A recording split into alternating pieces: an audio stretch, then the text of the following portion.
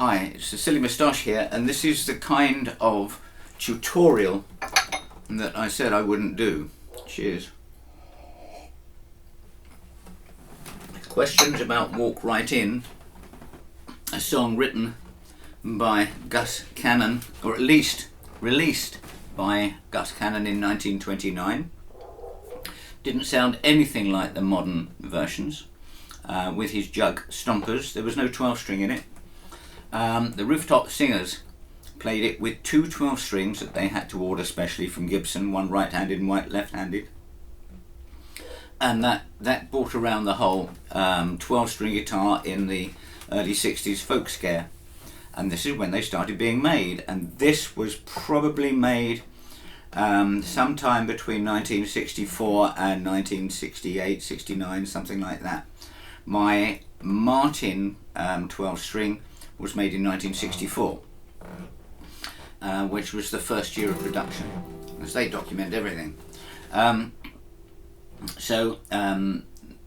strings became very popular. They're very noisy, which was the whole point of having a 12 string in the first place, but they can get rather unmusical. I got interested in 12 string guitars back in the 60s because I was interested in people like Tim Buckley. Are there any people like Tim Buckley? I got interested in Tim Buckley. Walk Right In is a nonsense song with a nice beat. It's what I call a Muppet song.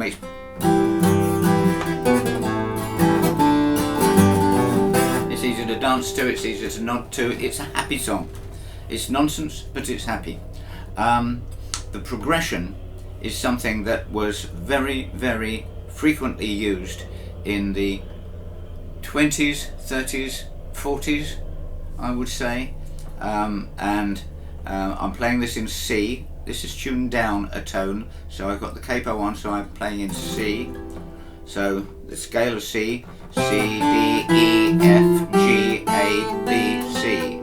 C, D, E, F, G, A, B, C. Now each of those notes are also the roots of chords that you can play in the key of C. So where am I going? I'm now going to talk about them in ones, in numbers 1, 2, 3, 4, 5, 6, 7, 8. Nashville numbering system and such like. Right, so that's a 1. Now the basic bass line, 1 and 5 and 1 and 5, C and G, C and G. You can earn a living playing bass like that. Right, so that's. Now I'm going to an A7, C, D, E, F, G, A. So that's the 6th chord. Alright, I'm doing a 7 version. It should be a minor, but 7 is fine.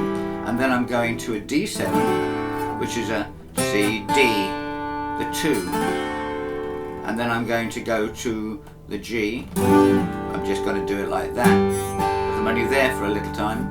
So there's your G. Those 3 strings there, they're part of the G chord.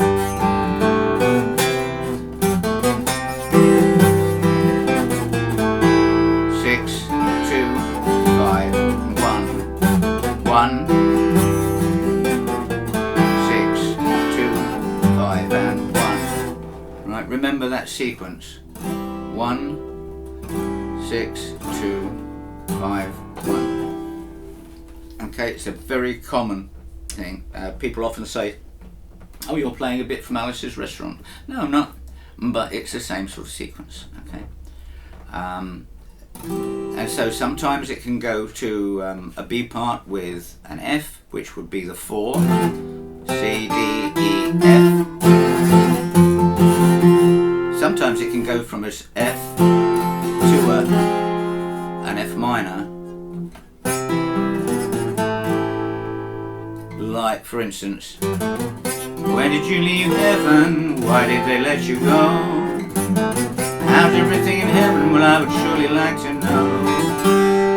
Why did you leave heaven for these earthly things? Where'd you you hide your halo? Baby, where'd you hide your wings?